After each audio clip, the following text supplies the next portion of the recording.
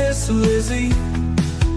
I don't ever smoke the dizzy, but we can always share some ditsies. It's just a cup in time.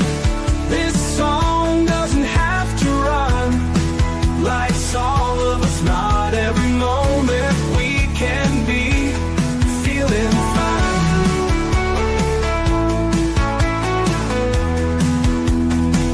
I wanna share a moment, just a second if you will, maybe even a cup of thrill. We could share this performance. It's tea time, come sit with me. Well, welcome guys, Miss Liz in the house, and let's hope that there's no restart tonight like we had this afternoon, but if we do, Jane knows to just keep on talking and we'll just keep the flow going. There's technology glitches all the time, so we just got to be prepared for them. This is a live show, so it is what it is, and we just got to go with the flow. Tonight, before we get started, let's get everybody over to all those platforms: Facebook, LinkedIn, TikTok, Instagram, Clapper, Lemonade, Blue Sky, all of those good platforms. And check out also the podcast apps: Podbean, Listen Note, iHeartRadio, Spotify. If I haven't mentioned them, check them out. If you find an app or a podcast app that I'm not on, please let me know. Miss Liz will reach out and I'll get Tea Time on there as well. Also check out babyboomers.org because Miss Liz is partnered with them. And if you're looking to be on different podcasts or you're looking for a different flavor that Miss Liz doesn't bring to the table, you can check that out as well. So check out babyboomers.org. Tonight we have a returning guest, and you guys know how I love returning guests because the ice is already broken, so we get to dig a little deeper. Tonight we're not going to be talking about one book, but we're going to be talking about 4 different books, and Jane has them in the studio, so we're going to get those up and you guys can all see that as well. So let's get started with disclaimer and then a beautiful intro, and then we're going to get Jane in here and we're going to spill her tea. And tonight's tea is joyful, mindful, and grateful, but I think it's going to be a little different because that was the old tea. So let's see what the new tea brings tonight with Jane. A disclaimer for Miss Liz's Tea Time live show. Miss Tea Time is a global platform dedicating to sharing real life stories and diverse perspectives, meaningful conversations, and inspire awareness, healing, and connection. Miss Liz is going live using StreamYard. Before leaving a comment during the live broadcast, please grant StreamYard permission to display your name at streamyard.com. Please be advised that all the content brought forward during any Tea Time show is presented in good faith. However, discussions may include opinions, beliefs, and perspectives that do not necessarily represent the views of Miss Liz or the Tea Time platform. Information shared by guests is based on their own experiences and is perceived to be accurate at the given time of airing. All guests, viewers, and participants are responsible for using their own good judgment when considering any action or decision that may relate to these discussions. Some episodes may cover sensitive topics, including but not limited to trauma, abuse, grief, mental health, and other emotionally triggering subjects. Listeners' and viewers' discretion is strongly advised. Tea Time with Miss Liz is an open discussion forum designed to offer insight, inspire awareness, and create connection. It is not a substitute for professional, medical, legal, or therapeutical advice. If you require professional support, please seek assistance from qualified professionals or trusted resources in your area. If you have any questions regarding this disclaimer or the content of the discussion, you are welcome to contact me, aka Miss Liz, directly at my email at bookingmissliz@gmail.com or visit my link tree at Miss Liz's Tea Time. By choosing to participate in, comment on, or view these live shows, you acknowledge and accept this disclaimer. Your participation is entirely voluntary. Miss Liz welcomes you to join the conversation with an open heart, and if at any time you feel this platform is not right for you, I respect your wishes and decision and welcome you back whenever you are ready. Tea Time with Miss Liz is serving truth and awareness one cup at a time. Well, welcome back to Tea Time with Miss Liz, where stories become bridges between history, humanity, resilience, and truth. Today, we warmly welcome back a returning guest whose storytelling continues to bring forgotten history, powerful emotion, and unforgettable characters to life in ways that stay with readers long after the final page. Please join me in welcoming back Jane Rubin, award-winning historical fiction author and returning friend to Tea Time Table. Jane returned with her newest and boldest novel yet, Mayhem in the Mountains, the latest installment in her acclaimed Gilded City Series. Set in the Catskills during the turbulent summer of 1924, this gripping novel explores a world shaped of prohibition, gangsters, bootlegging, family loyalty, survival for justice, and the rise of the Ku, Ku Klux Klan beyond the American South. Jane's storytelling beautifully blends history with humanity, reminding readers that behind every historical event and real people navigating fear, courage, love, change, and impossible choices. Today's Tea Time will explore the power of historical fiction, family, resilience, and survival, the hidden tensions of the 1920s America, why stories from the past still matter today, the emotional truth woven into Mayhem in the Mountains. Jane reminds us that history is not just dates and headlines. It is people, voices, choices, and lessons that still echo into today's present day. So grab your cup and join us for another meaningful conversation filled with storytelling, reflections, and real life tea, true experience and awareness. And let me get Jane in here and spill some tea. Hi there. Thank you for having me. Oh, did I lose you? I don't know. Oh, there you are. Here. I'm telling you, glitches on it. I'm telling you, this glitchy day. There must be a storm coming somewhere. Yeah. So, Jane, for my first time listeners, tell us a little bit about who Jane was as a little girl and who Jane is now. Oh, I was kind of a loner as a little girl. I was one of the only Jewish children in a predominantly Christian community and in that public school. And I did make friends and I loved to read, but I kept to myself an awful lot as a child. And I spent a lot of time reading books. I always loved to disappear into a real good story. And who is Jane today? I'm sorry, I didn't hear you, Liz. Oh, did you lose me? Okay. We're going to have a glitch, are we? And who are you today, Jane? Oh, today? Today I'm a retired woman who has taken up his writing as a enormous passion project. I really never expected that it would become a 5-book series. I'm working on the 5th book now. And I have really enjoyed speaking to groups and hearing what people have to say and the questions that linger in their minds about the period of time that I write about. And my series begins in the late 1800s. And so many people in my age group are familiar with their own family stories of immigration and assimilation into American society. So my books do evoke a lot of discussion and commentary. So, Jane, do you want to share a little bit about the book you were on last year first? And then we'll get to the Mayhem in the Mountains last, because that's the one that we're here for tonight. But let's start with Over There. With Over There? Yeah, let's start with Over There, and then we'll go to the next. Or is Over There?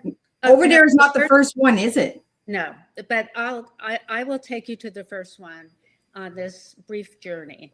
Okay. So when I was about 17 years ago, about 10 years before I retired, I was diagnosed with ovarian cancer. And I have been in treatment for the last 17 years. I've never been in remission, but I have learned to live with it.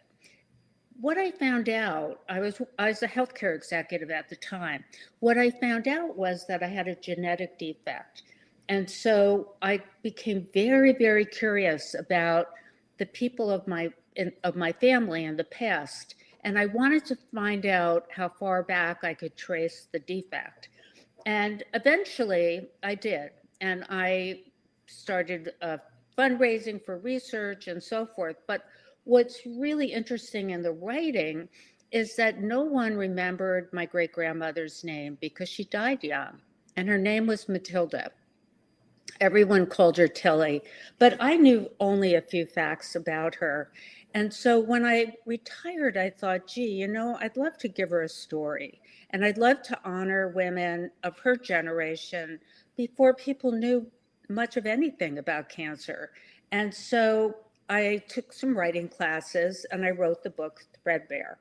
And Threadbare is about Tilly's life coming to the United States as a 1-year-old in 1866, a year after the Civil War ended, and moving to a farm in Harlem, New York. Later coming down to the Lower East Side, getting married at 16, thinking that she was going to be able to finish high school, and then developing her own business in a booming new industry called the garment industry. And she takes in a fictional younger sister whose name is Hannah. And Hannah, because she has all sorts of opportunity that Tilly never had, becomes a doctor, an obstetrician, which was a brand new profession in the year 1900. And she wants to help women. She wants to provide safety around pregnancy. She works with Margaret Sanger to allow for birth control, which was illegal at that time. And she gets on a roller coaster ride big time. And I'm not going to share anything else about it because I would ruin it. But a lot of people have really, really liked In the Hands of Women. Well, by that point, my publisher said, gee, your books are doing nicely. How about another 2-book deal? So I thought, oh my goodness, I hope my health holds up, but it has. And I decided I would take the characters, the medical characters from In the Hands of Women into World War I as the medical corps workers, doctors, nurses who went to France. And I learned a lot about the immigrant story in World War I. 20% of the military was made up of new immigrants, not immigrants from the 1800s. I'm talking about people who came at the turn of the 20th century. And there's just so many fascinating facts. And actually, over Memorial Day weekend, a lot of people picked up this book, which was really nice because we should care about our military. They really make tremendous sacrifices. And I had 2 grandfathers who were both in the infantry in World War I. So that's really pretty amazing.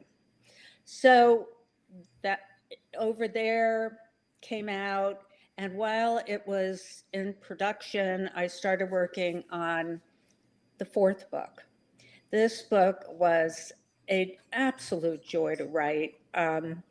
Over There was serious stuff, and some of it was a little gruesome, but Mayhem in the Mountains takes place in the Catskill Mountains, which later became home to very, very famous hotels that were owned and operated by minorities in the United States.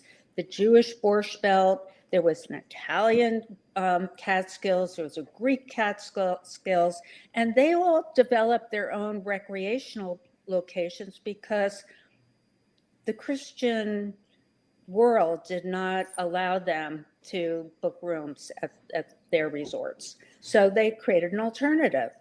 And but that almost never happened because in the 1920s, 2 factors occurred that changed the Catskills forever. The first was Prohibition. That area of Upper New York is on the thoroughfare between Canada and New York City. And you could believe that how much alcohol came down that corridor.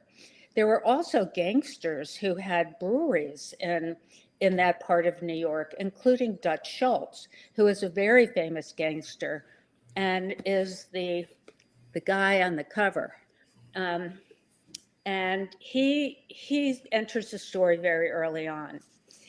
But the second thing that took place really was even more disruptive. And that was that the KKK, the Ku Klux Klan, came up from the southern states at the end of World War I. And they were determined to push all the immigrants, people with accents, out. They really felt that they didn't belong in America. even though 20% of the army had been made up of them in World War I. They just didn't see that logic. And if it hadn't been historically for the governor of New York, who basically gave them the boot, if they had chased the Jewish farmers and the Italian farmers, and so all these immigrants who were coming from New York in the 1920s, vacationing in this cooler region, if they had been chased out, we never would have ever had the Borscht Belt. So their presence in that area was really important. So as I started doing the research do you have more questions? I'm just going. No. I'm listening to you. I do have questions, but I want you to. Okay. We're getting into the story. We're going to move. Put a nickel in my neck, and I just talk. Anyway, so this book takes place. The characters in this story are linked to the other books, and the protagonist, Ella, is actually Tilly's granddaughter. So Tilly was my great-grandmother, Threadbare. Her granddaughter from her son Julian is the protagonist of this story. And it turns out that, and this was actually based on a true family story, because there was a divorce in our family back in the late 1920s, around the Depression years.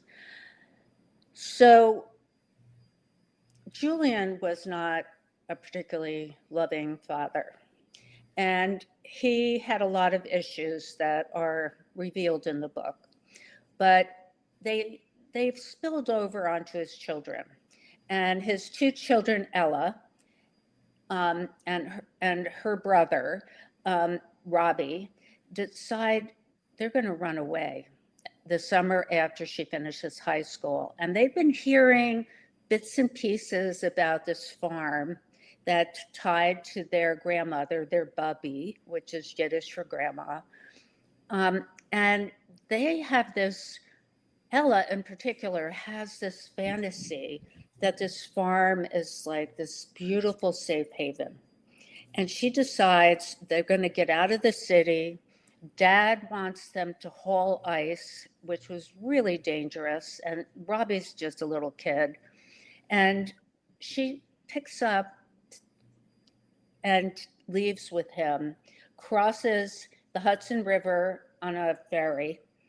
And on her way up to the farm, she ends up crossing paths with Dutch Schultz, who she doesn't recognize. And he's the gangster. He's a real historical figure. And so he ends up taking them to the farm. And once he sees the farm and the opportunities to possibly hide his liquor there, he kind of gloms on.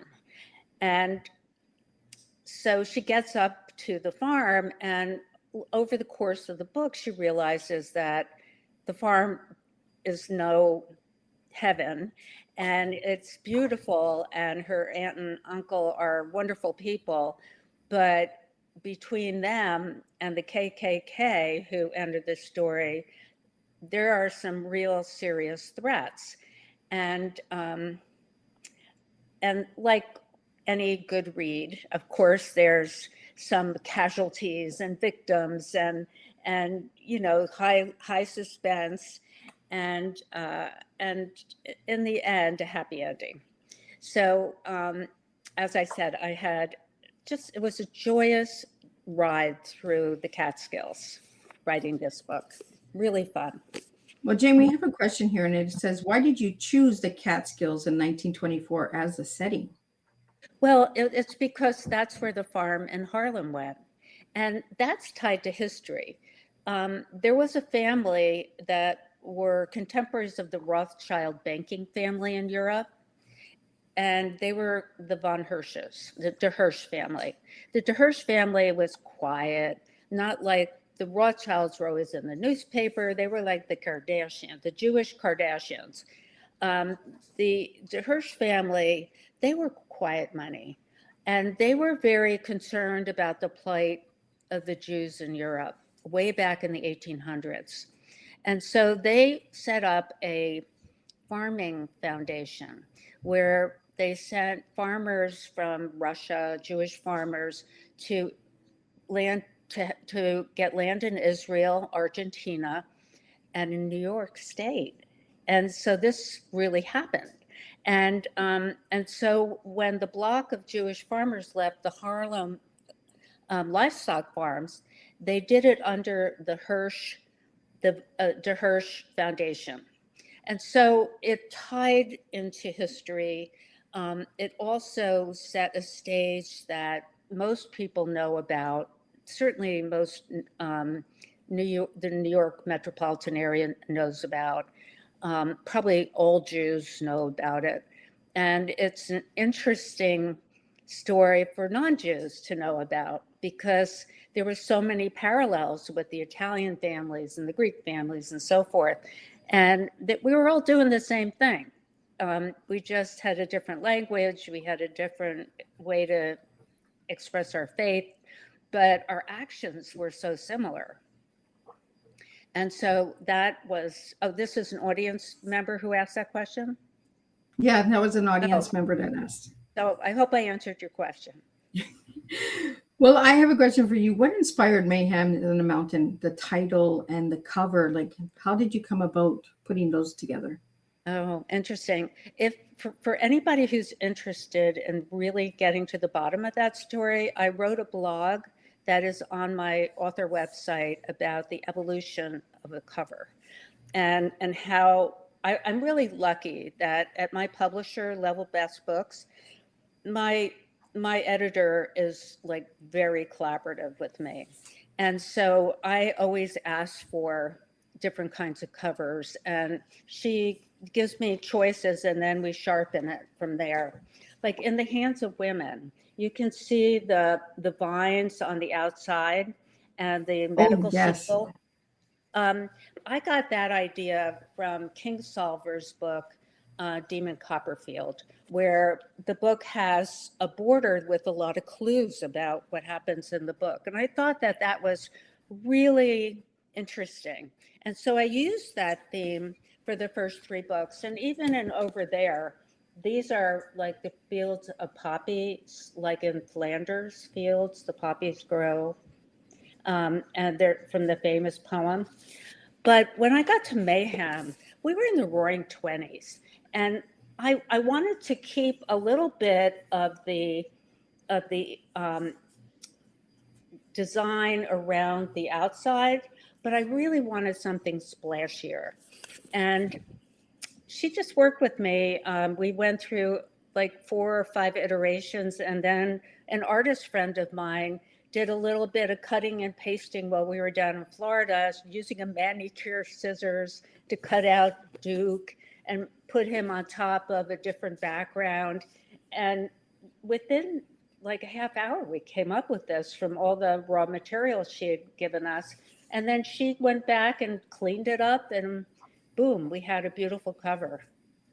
So the character is named Duke. Where'd you get the name Duke from? He's a real character. No, not Duke, Dutch Schultz. Did I say Duke? Yeah, you said Duke. Duke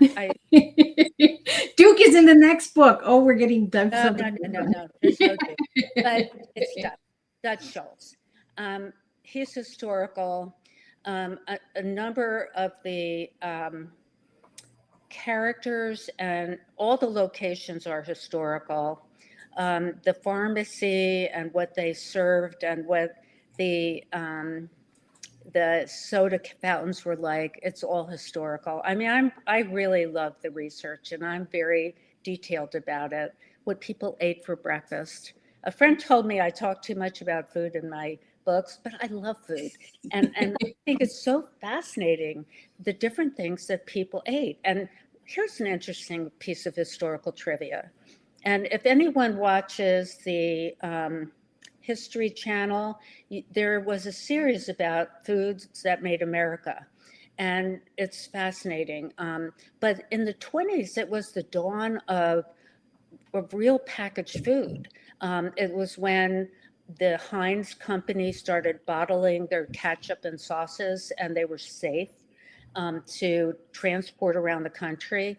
Potato chips were developed in Saratoga, New York, and packaged, and it was the first time people could get potato chips that weren't local and freshly fried.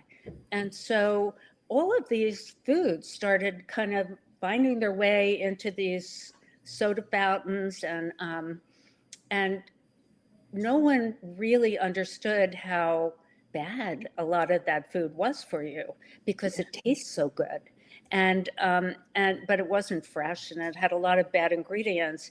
And as Ella, who's my main character, decides over the course of the story that she wants to become a nurse and go to nursing school.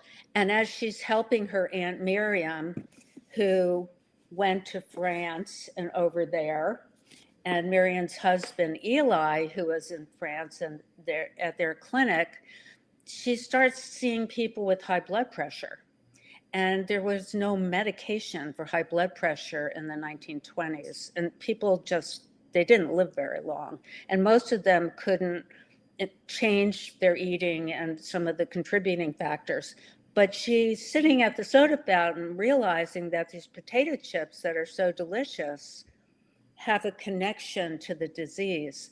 And it was really interesting to think about the people then and their, our awareness between our health and what we eat is something that has evolved over the decades, but it had to really start somewhere. And I think the introduction of packaged food probably did make a few people's eyebrows go up. So Jane, what got you into writing history? What? Can you repeat that? What got you into writing about history? Matilda, my great grandmother. That the question in my head was, what did they do for her cancer? Because I knew that she died before my father was born in 1923 of a woman's disease. And I thought, well, gee, what kind of help was available for her back then? Not much. It was probably mostly painkillers at home. And if she had had ovarian versus breast cancer, which was a little more widely accepted as a real disease, ovarian cancer, cancer of any of the reproductive organs was looked at like a venereal disease back then. And so there was shame and confusion around it. So I really felt pretty badly. As a matter of fact, I don't know if I told you this on the last show, Threadbare, the first book in the series, I donate all of my royalties to the Ovarian Cancer Research Fund. Yes, I remember us talking about that. We had brought it up because there was an event when you were on the last time. You were hosting an event, or your granddaughter, something to do with your granddaughter, if I remember right. Oh, yeah. She had raised money over Thanksgiving weekend. She was early in her junior year for a bake sale. And she shook down these people who came she was outside of a bakery, and not a bakery, a bagel shop. So they had brownies and all the usual things. And she shook down these men who were going in for breakfast and ended up making over $1,000. She'd say, oh, the guy who just walked in, he put a 20 in the jar and he didn't even take anything. And so they, how competitive a lot of men are. So this thing started escalating. The next thing you know, she's like at a full jar. And it was very special to me that she had that kind of civic mindedness, that concern. Yeah, I remember the picture you had online. You guys were at the Thanksgiving table. I was shocked.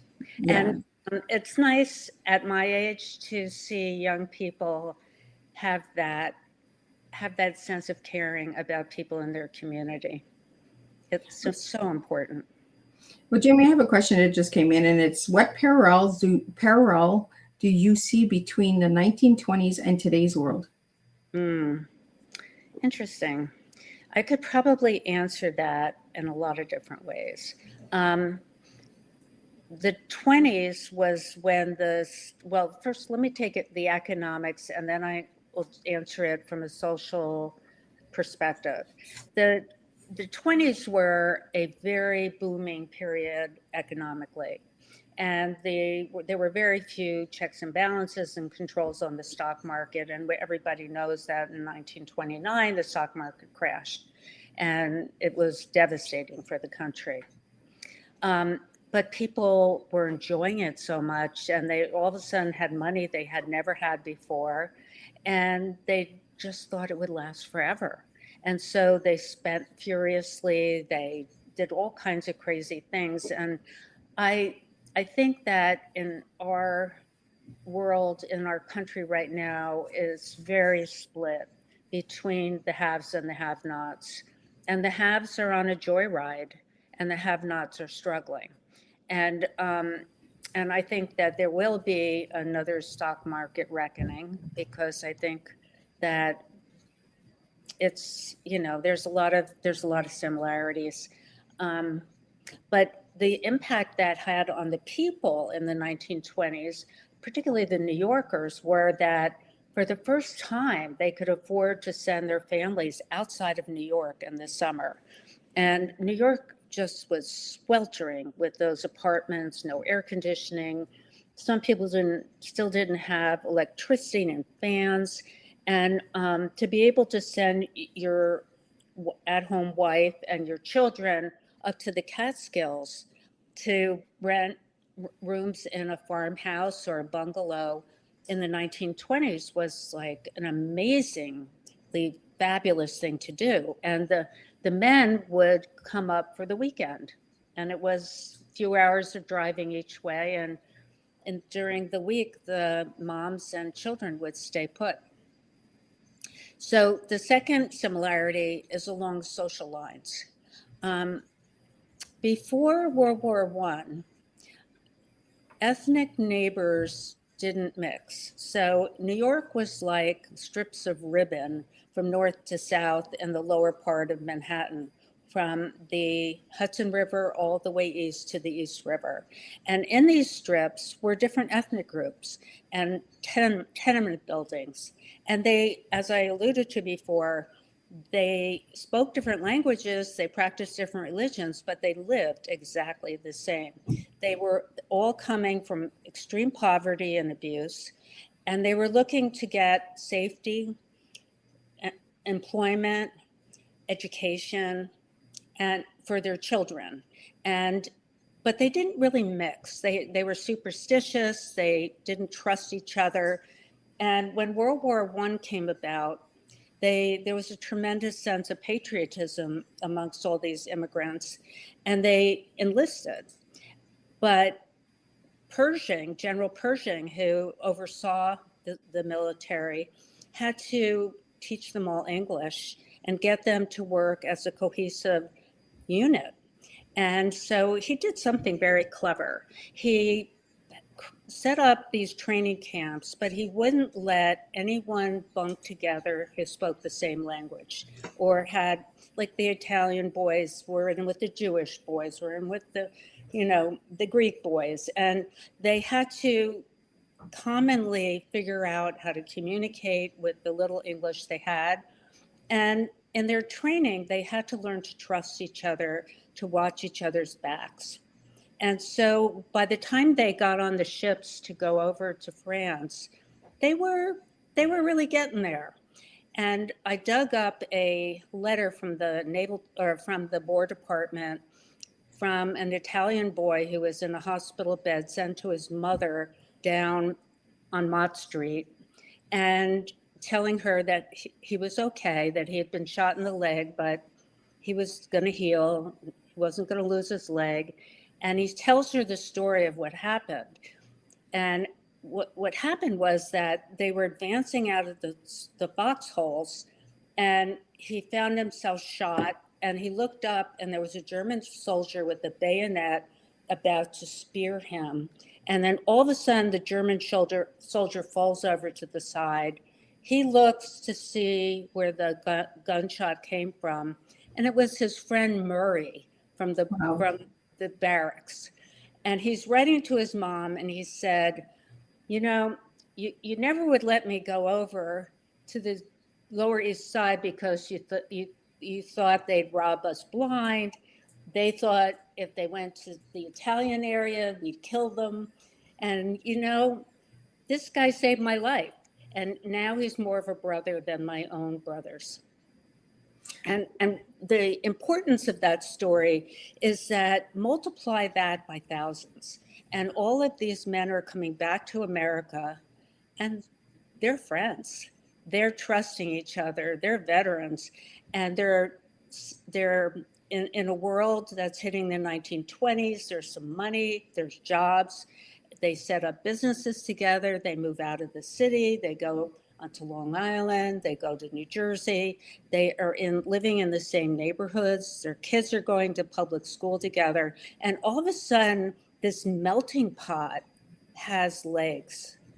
Ooh. And it's like a very integrated, probably really the beginning of taking the best of everybody and mixing it to the American life, the American dream. So how does that tie into now? Well, now it's feeling a little bit like before World War I, when there's a lot of divisions, a lot of stereotyping, a lot of misconceptions about who we are and what we believe and who you can trust. And forgetting that underneath all of it, all that packaging, we're just humans. Yeah. And my background in healthcare, I already knew that, because underneath the skin, we're all the same. And when people are suffering and they're scared, we're all the same. And working in hospitals, it really removes a lot of the stereotyping. But what percent of the population works in hospitals? So for everybody else out there, I hope that my books open your eyes and reminds us how similar we all are. Well, Jane, how did the anti-Semitism, yeah, and hate groups shape this story? Well, that was really coming from the KKK. And I think, my characters, many of them went to France, and they came back and they thought the world would have changed. And instead, they're now encountering these hate groups, or this anti-Semitic, anything that wasn't kind of white farmers. And so I just think that for some of them, they were like head scratching, like, where did this come from? But for some others, they were angry. And some of my characters are angry, and they're reminding these individuals who they cross paths with in town, look, we're not like, it's not like the South, where you're going after emancipated slaves who were under oppression for their entire lives generationally. You're going after people who know how to shoot machine guns and have just gotten off the battlefields a few years ago. You have no idea what you're up against. And so the story starts getting more and more charged with the anger back at the KKK folks, who my characters feel are ignorant and dangerous at the same time, and they really won't tolerate it. So during your research for the Ku Klan, and what did you learn that surprised you? Well, I was surprised they were there. I couldn't figure out why they came north, but they did. And they were also in southern New Jersey, and they were all through the area. And I just found it so interesting that people would want to join up with a group that was just hell-bent on hurting people. It just, that side of human nature just leaves me dazed. And so, like most things that confuse me, I like to pick it apart and figure out how to write about it. Well, the new book I'm working on has a serial killer, if that makes you feel any better. I just had a serial killer guest on that wrote about Charles Manson and a bunch of other serial killers. That was interesting because I've always wanted to understand the mind of a serial killer. So the next book that you have coming out, is it based on a real serial killer or? Based on a real serial killer. It's based a little bit, it's a fictional autobiographic book, but it's more autobiographical in that the main character is like the inside of me, how I would have dealt with situations. But the situations she finds herself in were not my situations. So I don't have a working title for it. Right now it's maybe Kismet. But I skip over World War II, and this book starts in the 1960s, which were really my formative years, the late 60s and 70s, and my college years. And so it actually starts at Grossberger's. But there is a serial killer who was active in Ann Arbor, Michigan, where I went to college, and he was caught and tried before I ever got there in 1971. But he was picking up co-eds between Eastern Michigan University and University of Michigan and killing these girls. And I didn't know, thank God my father didn't know, or he never would have let me leave New Jersey and go that far away to school. I mean, it was after Kent State. It's like, you know, my father went to college, but he was like the first one in his generation. So for me to go away to school was a very big deal. But I was writing the book, and it just wasn't taking off the way books take off in my experience. So I went back to the beginning and I started looking at all the history. And when I got to the serial killer, he was called the Michigan Murderer. I decided he's not getting caught, not so fast. He's going to be in my story. And so that part of the story becomes fictional. And it led me to research a lot about serial killers. And, you know, like many other things, and I always compare things medically and sometimes to cancer because I learned a lot about it. And cells that becomes cancerous usually just don't happen overnight.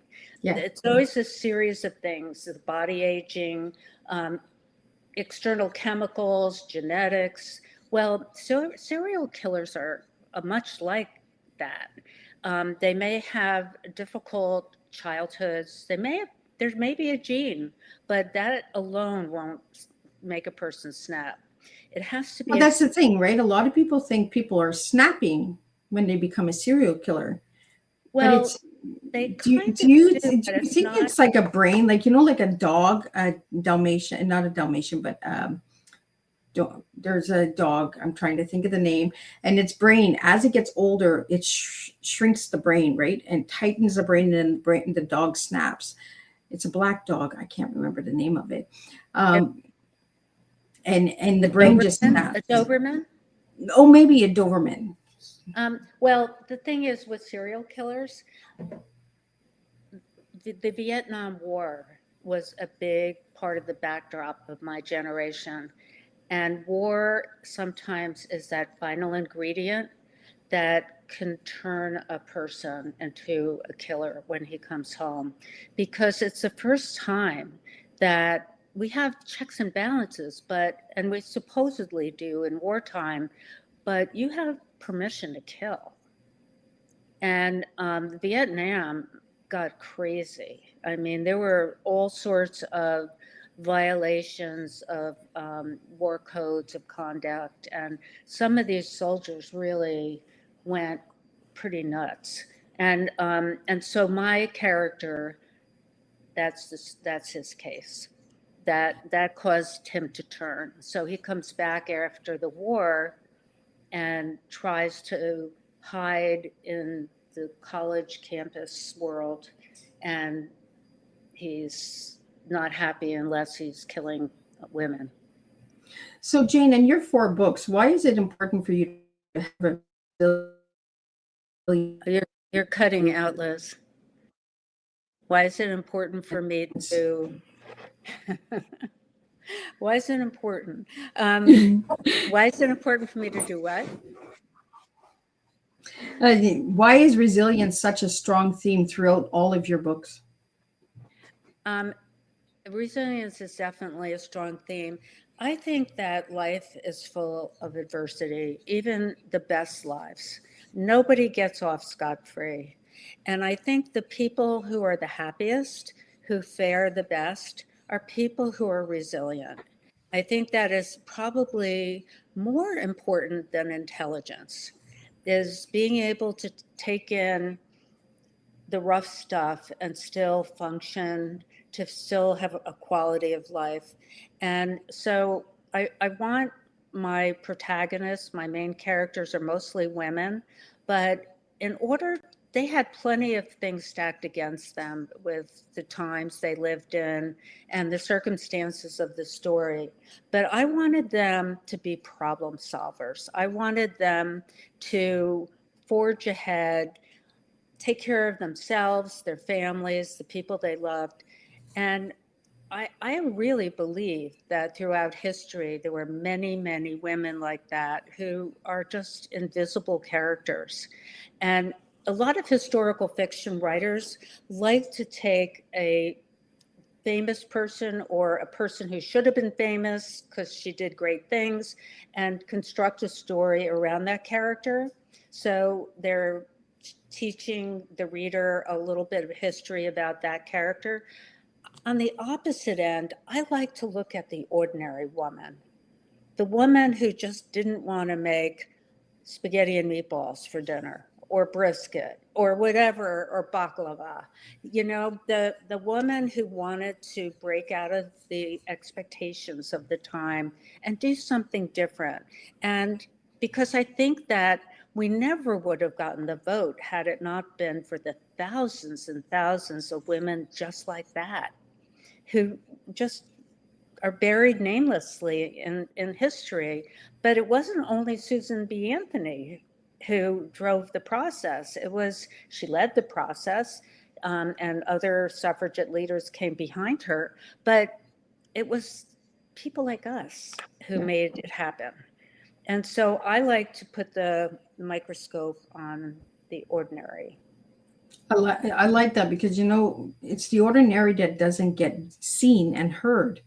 But through the stories that you write, they do get seen and heard. Mm-hmm. And they count, and that's true today too. I mean, I'm not a writer whose work will be pulled out in 100 years saying, Jane Rubin told the plight of the women from mid-century 1800s through the beginning of 1900s. But I will have impacted enough people in my own right to maybe make a little bit of difference. Yeah. And that's an ordinary person who just has an interest in doing something a little different during my retirement years. So Jane, what historical era fascinates you the most? Is it the 1800s? I think the 1900s. The 1900s? Yeah, I was really curious at looking at the history that was not so notable, like the period of the late 1800s after the Civil War was over through into the First World War. And so much stuff happened. Then the immigration, the Industrial Revolution. I mean, there was like a booming amount of scientific discovery. But when you get into the 20th century, you really see this acceleration of knowledge as you get from the beginning to the end. And I think we're going to see that geometric growth again from the beginning of the 21st century to the end. I mean, even in the book world, and I don't have these statistics 100% off the cuff, but for the whole century of the 1900s, there were something like 2 million books published. But there's almost that amount published a year now, in a year. I mean, that's like 300-fold increase. And that's self-publishing, that's everything. And so there's this, you see this geometric explosion in medical innovation. I mean, look at me. I'm like a 1% survival rate, and I have had all these new drugs, and I think I look pretty good for 72. Oh my goodness, I would have never gave you 72, girl. I mean, you know, maybe better on the outside than the inside, but I mean, they've kept me going. And I just think that it's just really interesting. It's going to keep getting really interesting fast. And I think fast will be the key word if we don't have another world war. And Jane, what do you want the readers to take away from the novels? Well, I think the overriding thing that I think is most important is, especially in a somewhat polarized world that we live in today, is that we share history accurately, and that whether we like the history or not, or whether it makes us look good or terrible, we look at it honestly and we learn from it. So, like in the hands of women were so vulnerable sexually. They were so vulnerable physically. Families were enormous. They had no way to control the size of their family and have a happy marriage. And they couldn't afford these children, and it led people to make very dangerous decisions. And I don't want to do that again. I don't want to, I think we should learn from that. We should find solutions to that people can live with. And I don't think anybody really knows my personal views on these topics, but I could surprise you with them as a grandmother of 7. Life is very precious. I think that we should be always aware of that, and give people the tools so that we can protect life and that we can protect our destiny with it. So I think history is very informative. And I think that a lot of people look back and they kind of make it up. They don't really know. And have I been guilty of that? I might have been too, but I'm not anymore. I research. If I don't know what I'm talking about, I check my facts. I think that's important, especially when you're telling a story about the history, right? You want the facts. You don't want to have the gossip or the rumor or the hairdresser who heard this rumor that person was with that person.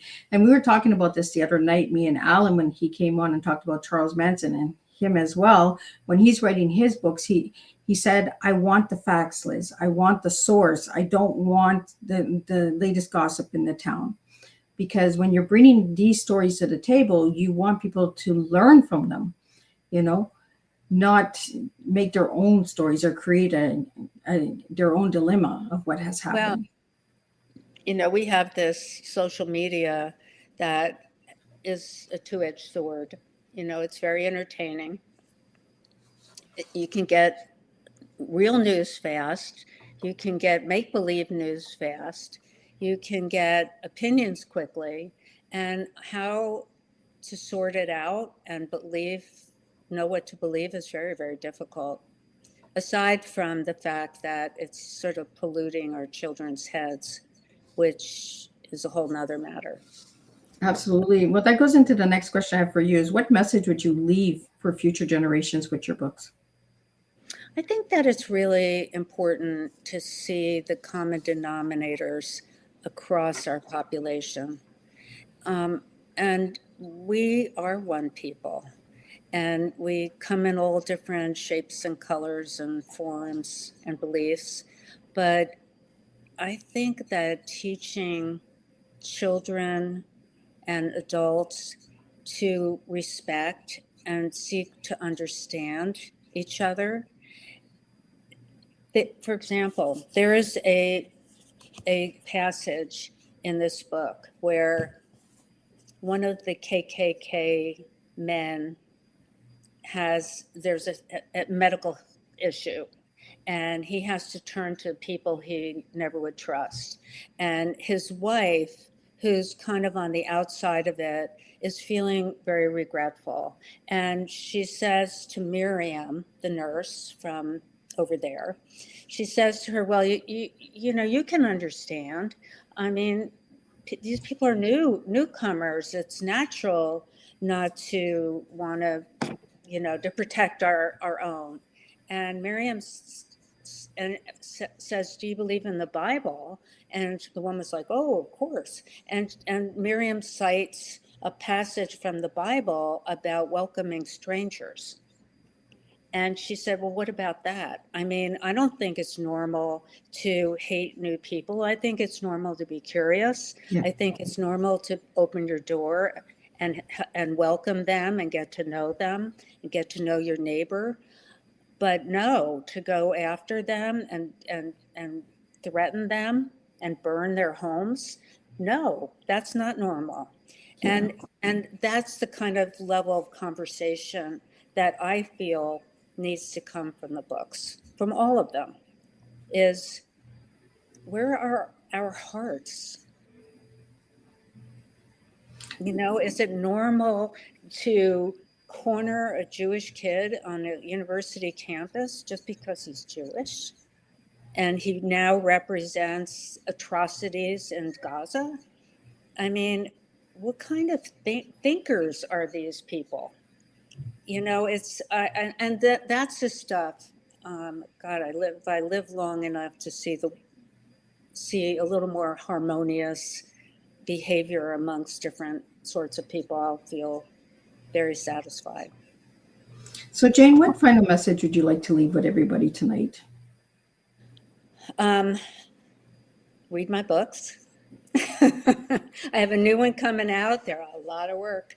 You know, my granddaughter said when she was helping me sell books, the one in high school, and she said to somebody who was buying books, you know, my grandmother spent a lot of hours writing this book. And, you know, it's like from the mouths of babes. So I would hope people enjoy them. They're relatively easy reads. You know, I don't write like way up here. I write for the common person, and yet I try and write meaningful literature so that you learn, you think, maybe you debate, which is fine too, but you come out with a bigger brain. And I also couple of just infomercial things. I have the three books. Before Mayhem, whoops, oh, that's over there, down there. It's really over there. They're on sale in Kindle, and I put them on sale. So for those people who want to kind of catch up on the early books, easy peasy. And I have the normal low price for Mayhem. It's coming out in a little over a week. There's pre-orders now for both Kindle and for the soft cover. There's no hardcover. This is the hardcover. And I'm just hoping that people enjoy it. You know, it's summer. We should all be reading. Yeah, absolutely. And, you know, it's important to tell people. It's important to leave reviews. It's important to... you know, that's actually how In the Hands of Women took off, word of mouth. This book has sold so many copies, and I haven't spent a lot of money on advertising. And I think it's word of mouth. Ann Patchett There's a TikTok on social media where she says that's the most effective way to sell books is to share a good story with someone else. Absolutely. Well, Jane, thank you so much for joining me on Tea Time again. It was a pleasure to have you back and have my viewers listen to your new books and all of the 4 books. We were able to get into all of them tonight a little bit and get into the next one. So stay tuned because Jane has a new one coming. All right. Thanks, Liz. And you be well.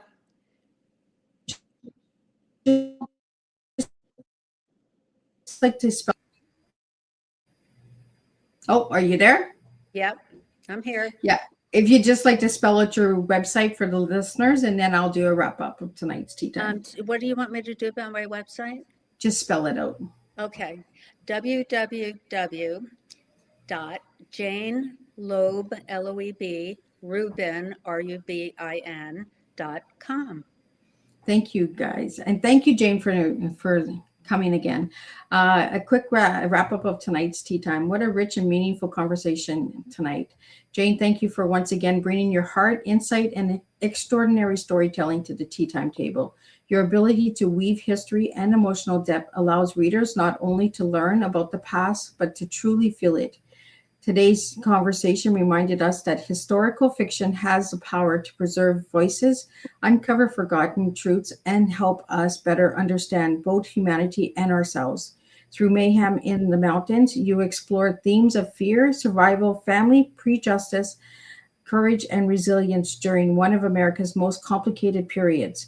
Yet beyond the historical backdrop, your work reminds us of something deeper, deeply human. People have always searched for safety, belonging, hope, and connection in uncertain times. One of the strongest takeaways from tonight's Tea Time is this: history matters because people matter. When we take time to listen to stories from the past, we gain perspective, empathy, and awareness that we can shape how we move towards together. Here's some food for thought to leave with everyone today. What stories from the past still hold lessons we have not fully learned yet? Because remembering is not about staying trapped in history. It is about honoring truth while building a wiser future. Thank you, Jane, for continuing to preserve important stories through your writing and for returning to share your voice once again with the Tea Time community. Until our next time, keep sharing stories that matter, keep honoring history with heart, and keep serving real-life tea one conversation at a time. And I'll see everybody in June, and we'll do this all over again.